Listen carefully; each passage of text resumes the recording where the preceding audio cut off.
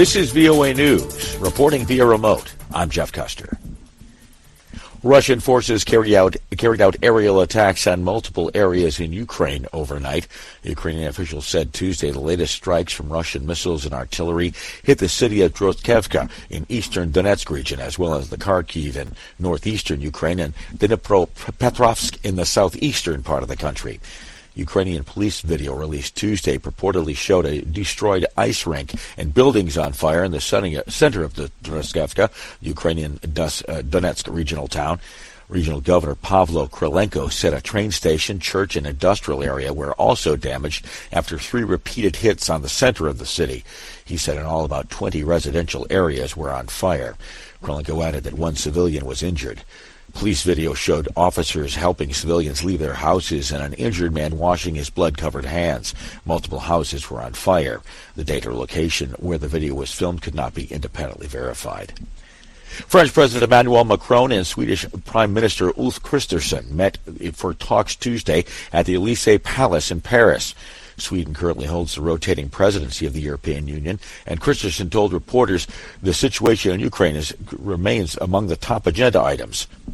Sweden is, as you all know, taking over the presidency at a time when the European Union is hit by several parallel crises. The Russian invasion of Ukraine is, of course, the very worst. The Ukrainian victory is existential for Europe and for the entire world. The Swedish Prime Minister also thanked France for its strong support for the Swedish and Finnish NATO membership and other security assurances from last year. This is VOA News.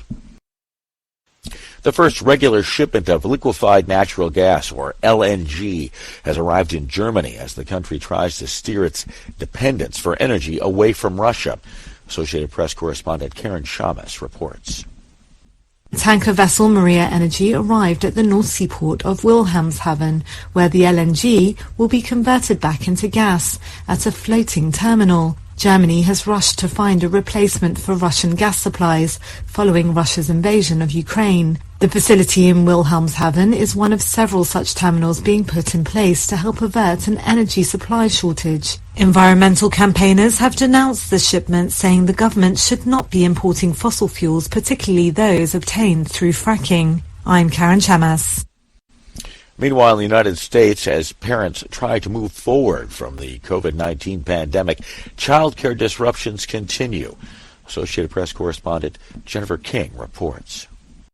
Illnesses and problems with childcare continue to upend the lives of families with young children. Data from the Bureau of Labor Statistics found that 104,000 Americans missed work in October because of childcare problems. That's a record high that surpasses earlier pandemic levels. And while absences fell in November, the numbers are still higher than typical. The data also finds the country has 8% fewer childcare workers than before the pandemic. Flu, COVID-19, and pediatric RSV cases collided in a triple-demic that has been straining children's hospitals and keeping parents home for weeks. And it's not just the kids. One daycare owner in Uxbridge, Massachusetts, tells the AP she's been facing a constant battle between the children and the staff coming down sick. I'm Jennifer King. A senior U.S. official says the United States plans to hold what he called tabletop drills and expand other areas of defense cooperation with South Korea, but is not considering joint nuclear exercises with the country. The U.S. announcement came after South Korean President Yoon Suk-yeol said in an interview Monday the United States and South Korea were in talks aimed at giving Seoul a bigger role in operation of U.S. nuclear forces.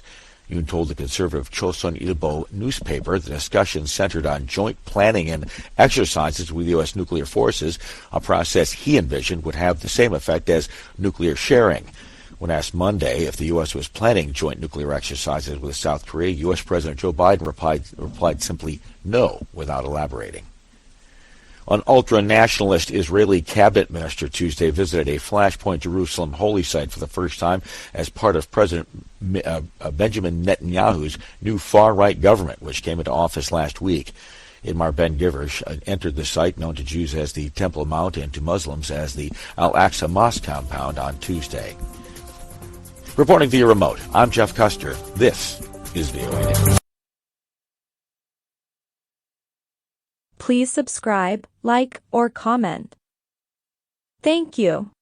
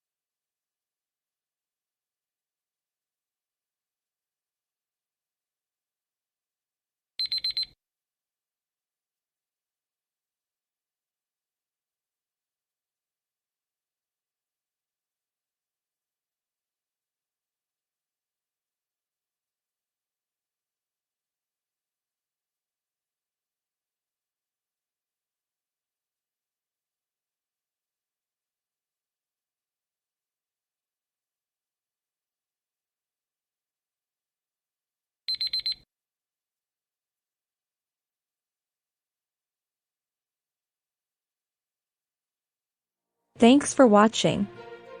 Please like, comment, or subscribe.